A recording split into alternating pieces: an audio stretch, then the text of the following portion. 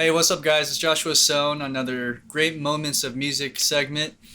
This time it's going to be covering the music from The Incredibles 2, composed by none other than Michael Giacchino, who's one of my favorite composers. I think he's very versatile and has done so many great movies.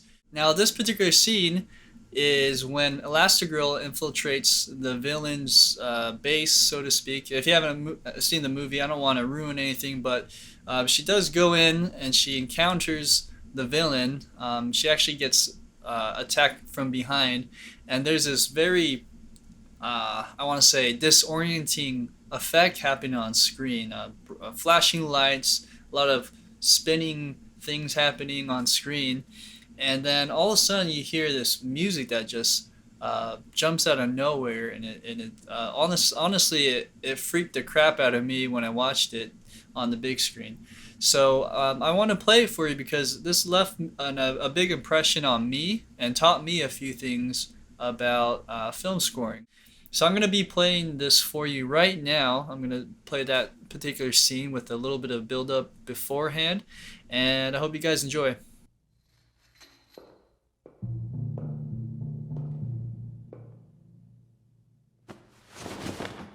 Find anything?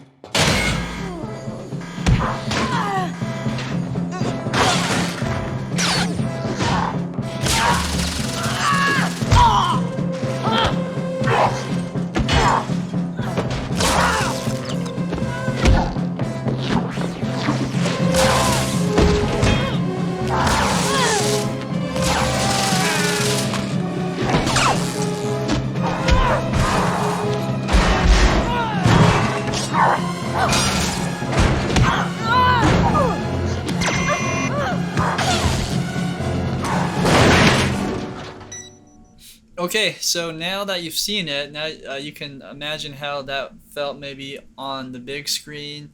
Now, if you're listening on your phone, maybe you're missing out on some of the low frequencies and the timpanis and drums. But without further ado, let's go ahead and talk about what's happening so you guys can kind of see where what I'm seeing in my point of view. The reason why I think this track is so unusual is because, for one, the setting in the movie is a urban kind of New York setting inside of an apartment, and it's also set in modern day.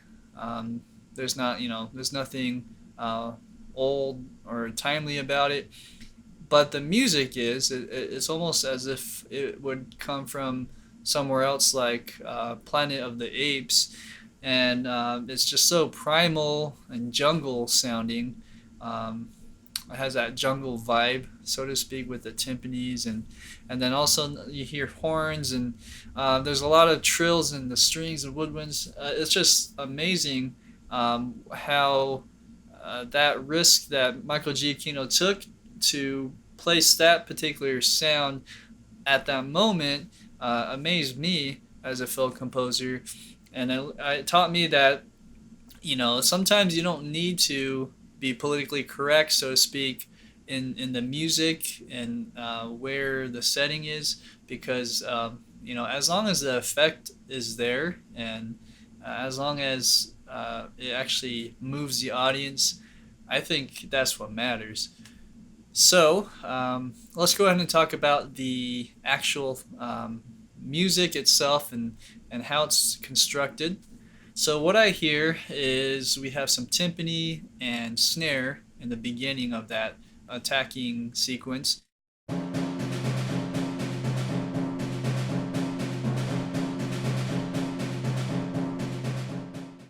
In addition to the timpani and snare, there's also the brass that kicks in as, I believe, trombones and maybe trumpet.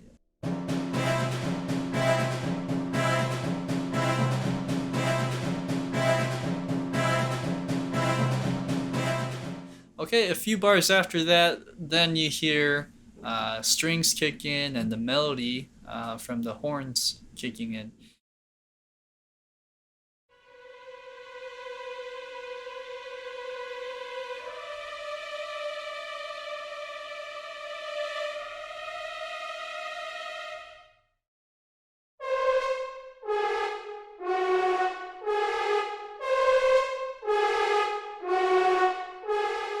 Now the horns here are playing a certain technique called a growl, and that makes the brass kind of sound saturated and distorted almost.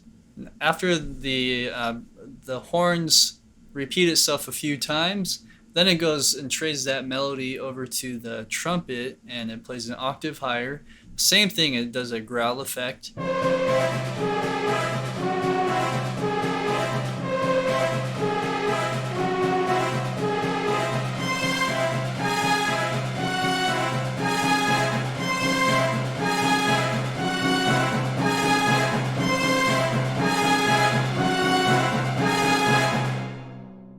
So I thought what was going on here was very unusual again, very eclectic. He also used this method in the movie Up with a similar cue approach, and it's called Seizing the Spirit of Adventure.